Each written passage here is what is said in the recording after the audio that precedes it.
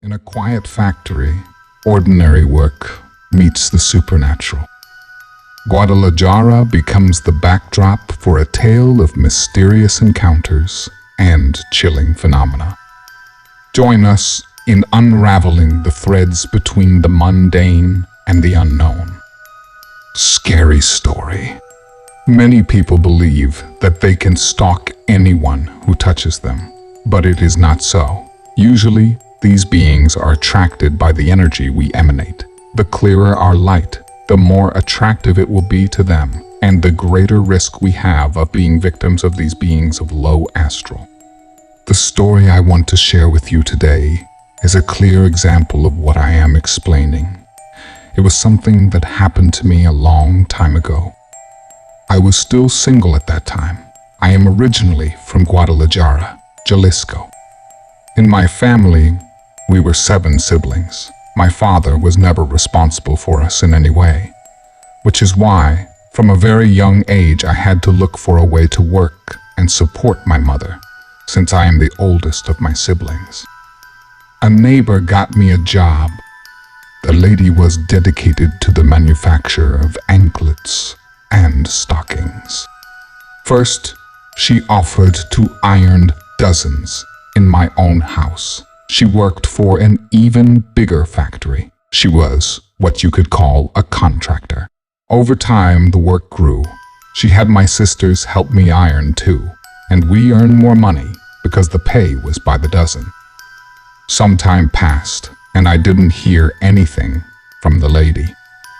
We had a hard time because the money did not fit. One day, she came back to look for me and told me that she had moved and that the company she worked for had gone bankrupt, but that she could get me a sewing job in another company, either sewing at home or in the factory. Since we didn't have a sewing machine at home, I asked her to please give me the address to go to the company. The place was not far from my house. It was located in a complex of new apartment buildings. The house where the company was located was out of harmony with the rest of the buildings, since it was a very old and very large construction. It had huge windows, most of which were missing glass. Outside, it looked very neglected. A huge iron curtain that led to a ramp, where the vehicles that delivered and picked up the material were parked. On one side of the ramp, there was a staircase which led to the employee's door. Inside was something else. The place was very neat, with a dozen industrial machines, work tables. The walls were well painted, and the floors, although they had old tiles, those that were black and white, looked in good condition. They hired me immediately. I told them I was coming on behalf of Mrs. Gloria. The atmosphere was pretty good. Most of us were girls of the same age, between 14 and 18 years old. We liked the same music. It didn't take us long to get along. Another thing we liked very much was the stories of apparitions. It became our habit, every Friday, which was the day we had the most work, to tell stories of this type. On the second floor of the building were the warehouses where we stored the material, and the third floor was used as an attic, where the machines that were no longer useful were thrown. None of us had entered that place and the cellar. We went only when it was very necessary. We always tried to get a different girl because we were afraid to be up there, since the place was very neglected. Its walls were black and kept certain strange drawings. Sometimes we joked that the owner practiced witchcraft in the cellars.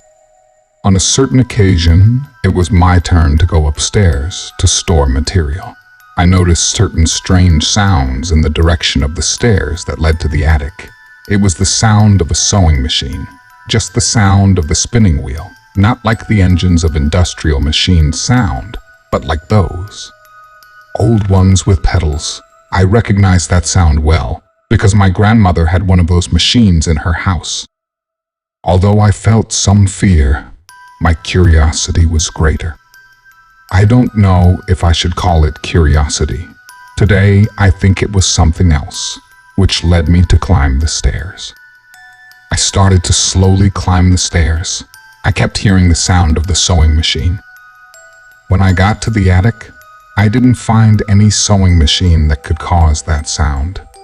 Yes, there were several old machines, but they were all stacked on top of each other. One of my companions came to look for me, as she had been up there for some time. I explained to her what I heard. She told me that on another occasion, she heard something similar, only that in addition to the sound of the spinning wheel, she heard the tapping of a needle, but she did not want to tell me so that I would not be frightened, but it was very common to be frightened in a factory. The attic alone was enough to transmit fear.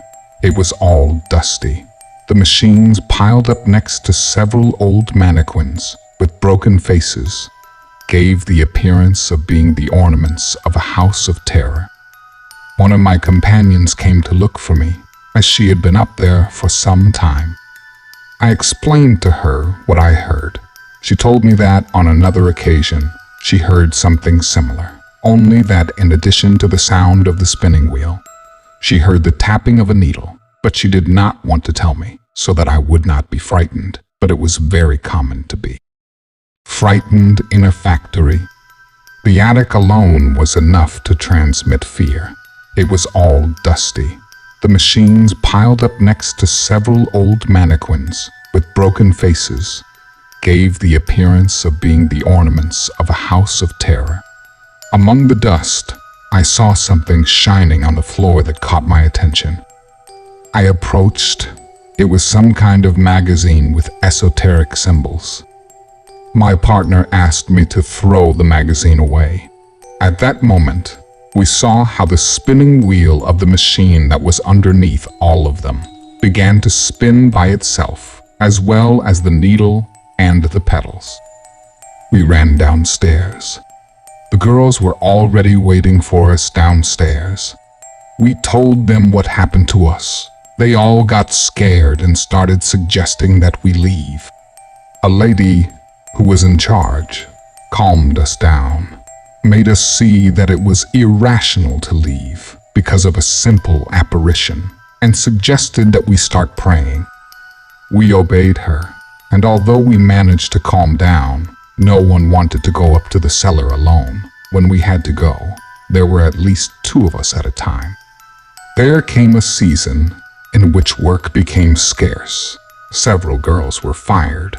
From being a team of 12 people, we ended up working 5, plus that bad streak did not last long. And when there was a lot of work again, we preferred to cover it among us, since we were paid more. This excessive work translated into overtime.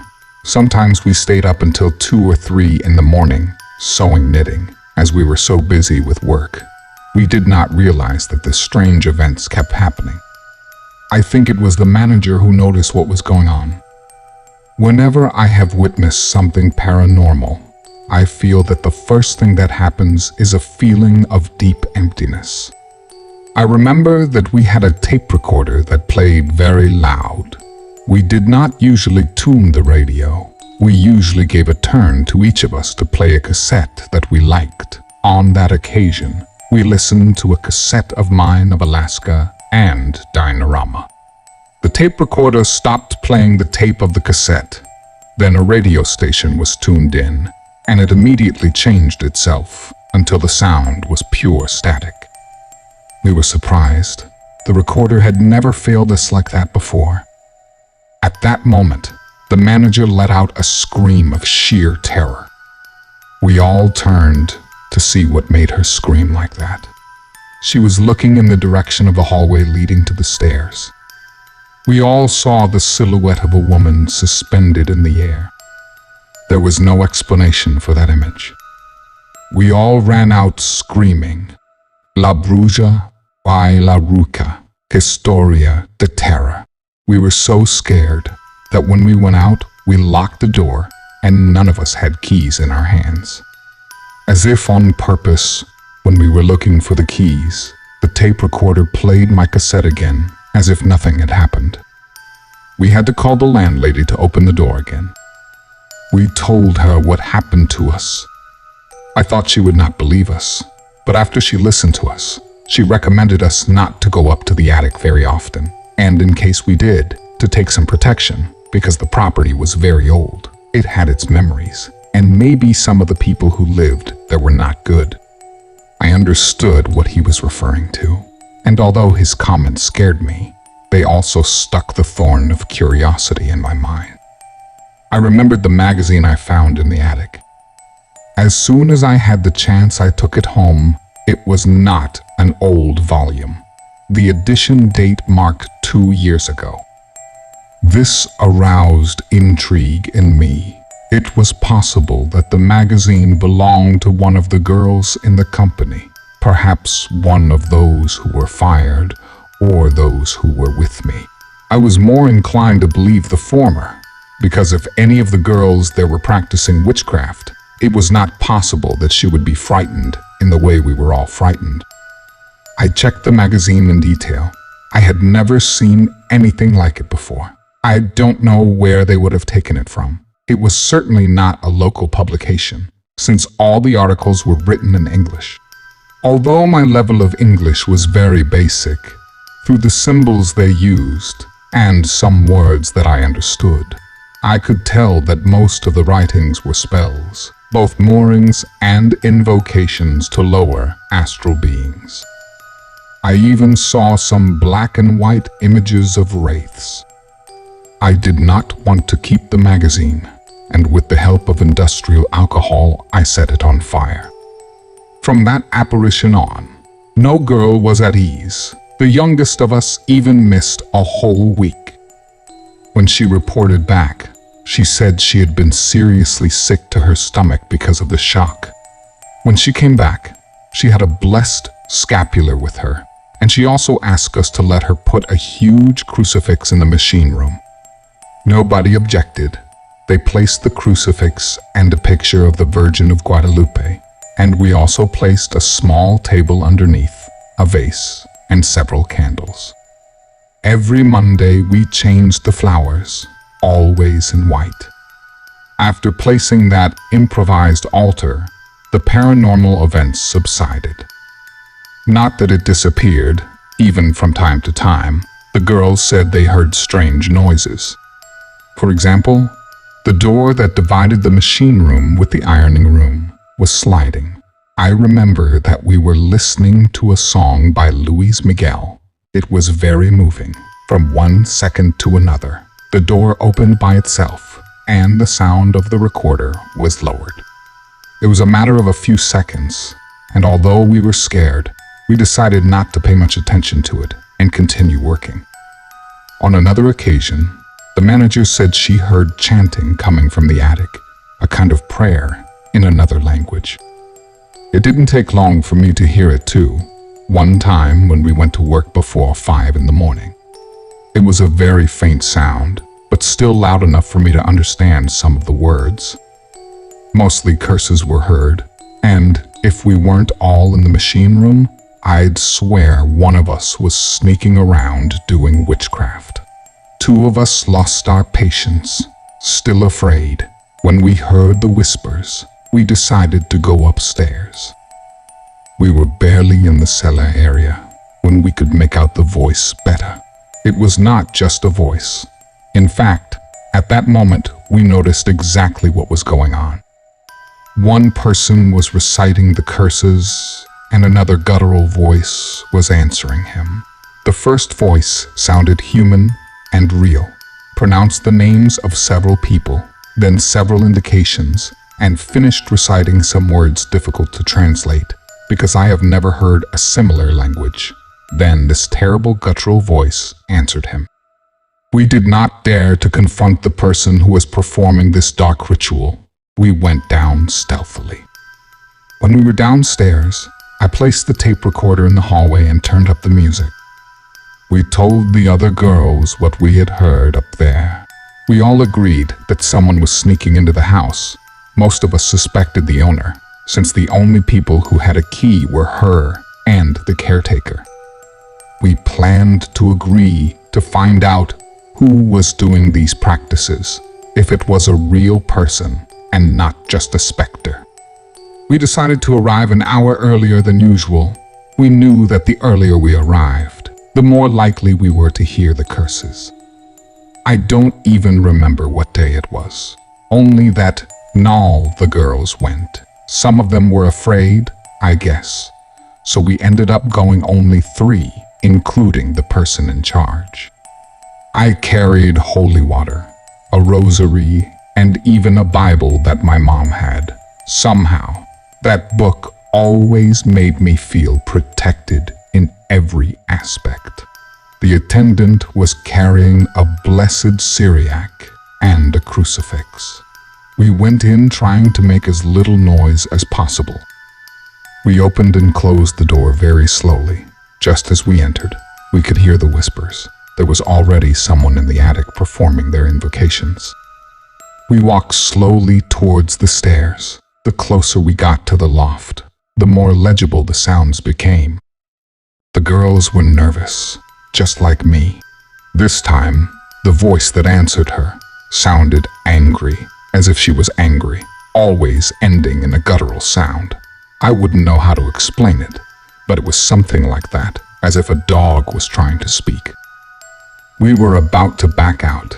The voices were too terrifying, but the manager inspired us with courage.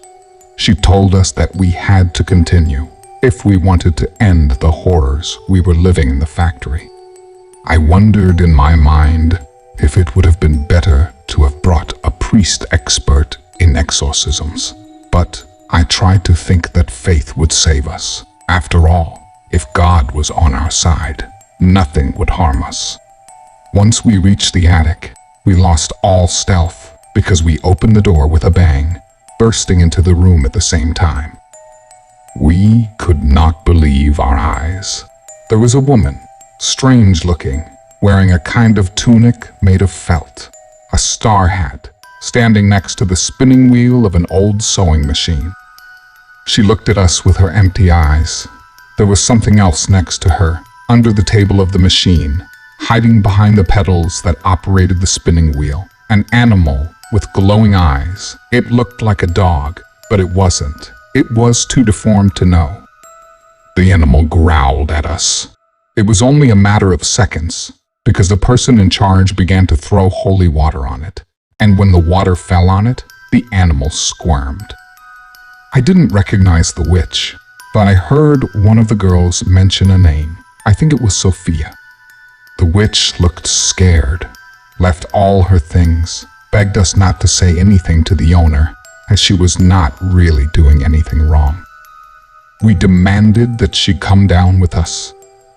We sent one of the girls to talk to the owner. None of us could find the animal that was next to her. It was gone by the devil's work. When the landlady arrived, we told her what had happened. She didn't want to talk to the police, since the witch was a relative of hers. I think she was a cousin. I don't remember well. I just remember that the girls told me that she worked there a couple of years ago before I went in. The woman left almost in tears, as she was not allowed to go back in because of her things. We never saw her again. They sent a locksmith to change the locks, both at the entrance and in the cellars. We all thought this would be the end of our nightmare, but unfortunately, it was not. After a while, the phenomena continued to occur. That witch invoked something evil in the factory. The first thing that happened was that a girl came out with a strange mark on her arm. It looked like the bite of an animal, but without blood, just a bruise with bite shapes. Then the same thing happened to the manager, only her wound was on her leg. At that time, medical services were more expensive. However, we had a public health center nearby. It was just a matter of arriving early, so they would give you a card. They went to have the marks checked. The doctor told them that they were bruises, but they could not find the cause. There were no blows, nor the beginnings of a disease. Besides, as I said, the marks looked like a bite. They looked like teeth drawn. They found no explanation for the marks, since they were not accompanied by any other symptom, nor were they the bite of an insect. They were simple bruises that appeared out of nowhere. Another girl also presented the same marks, only she mentioned that she felt as if something was biting her. It didn't take long for me to get the same mark. It happened to me while I was arranging some boxes in the cellar. I heard as if a dog was growling. Moments later, I felt the bite on my right hand. It was a cold sensation, like when you get burned by ice. When I removed my hand from the corner where I was arranging the boxes, I saw this dog-like creature crawling to another corner. It disappeared up the stairs. I yelled for the girls to come up quickly. The girls arrived, and we headed for the loft, since that's the direction I saw the strange animal run. We got upstairs. There was no way the animal could have gotten in, as the place was locked, and in the space between the door and the floor, it was not possible for even a mouse to fit. We opened the door, found nothing, just the damn spinning wheel of the machine spinning by itself. The clattering sound of the needle directly on the table was terrifying. We were petrified. We do not understand how these things kept happening if the witch was discovered. Besides, the owner had the house blessed by the priest of the colony. All of us who bore the mark began to have nightmares. They were dreams too similar to be a simple coincidence. I dreamed of a woman cooking things, which I dare not say were human parts, skins, hair, things like that, too disgusting. In the same way, the woman embroidered certain symbols on linen cloths. Lights came out of the symbols, and howls responded to the sound of the spinning wheel. The witch threw the embroidered cloths to the beast, which was in the middle of a circle in the attic. This one began to dance while it gave those damned howls. I do not remember more of the dream. I woke up screaming. My mother always woke up scared when she heard me. When I told her about my dream, she told me that at the weekend she would take me to consult a healer, because it was very possible that the marks were symbols of witchcraft, that the witch had awakened a terrible evil in the factory. This evil reached all of us and would not rest until it swallowed all our sanity. I went to visit the Curandera in Tetlin. My mother had known her for years. I thought that the Curandera would be a witch similar to the one we ran from the factory. But no, in fact, she was a very nice lady. She had a very sweet way of being, the kind of people who greet everyone when they walk down the street. I don't know. Sometime, I think that there are people in this world with the mission to help and heal. That woman was one of them. As soon as the woman saw my marks, she told me that they were demon bites. The problem was more serious than I thought. She asked the other girls to go with her too. It was necessary to cure all of them, since the witch invoked something she could not control, and it needed to feed.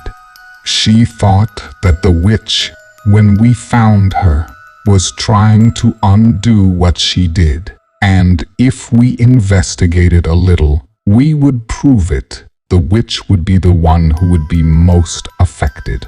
I firmly believed in her words, because they had a tone that could convince you. She gave me some cures and left me some tasks to do in the factory. This with the purpose of purifying the place, but it was necessary for all of them to go to be cured. Since the creature that the witch invoked was hungry, it was necessary to take away its food so that it would die. I told the girls, and they all agreed to go. They all supported me in purifying the place. The phenomena disappeared little by little, and the last thing we saw was something really lurid. We were ironing Calcutta, and we were used to the fact that nothing strange happened. and that everything was calm. You could say that we were singing victory before our time. We saw a strange silhouette enter the workshop. It was too grotesque to describe. As if a person walked with his hands, his torso hung without legs, and his body swayed from one side to the other, while he was screaming horrible screams of pure pain. This being stayed a few meters away from our work table, turned around several times, and fell to the floor as if melting. All of us were left with our mouths open. There was no explanation for that. Thank God, it was the last thing to happen.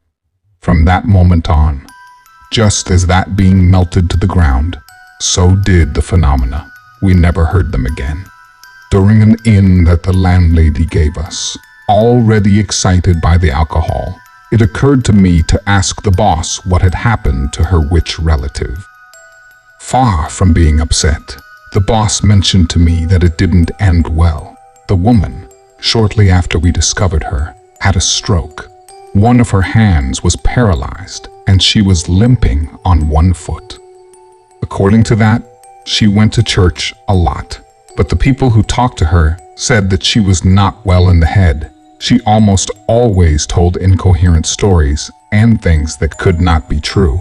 The woman said that she had a demon trapped in a jar, that she had to keep it sealed and constantly watched, because if it escaped, it would kill her. For that reason, she also went to the temple constantly, seeking divine protection. According to her, the demon could not catch her there. I do not believe that everything the woman said were lies. I had seen too many things not to believe her. There were too many coincidences to remain stipulated. I worked there for 2 more years, and in all that time, I never saw anything strange again, nor did anyone ever show those strange bites. Thank you for joining us for this spine-tingling story. We hope you found it both thrilling and thought-provoking. If you enjoyed this video, please consider participating in our channel by subscribing, liking, and sharing it with your friends. Your support goes a long way in helping us create more engaging content for you. Goodbye, and may you always tread carefully in the world of the unknown.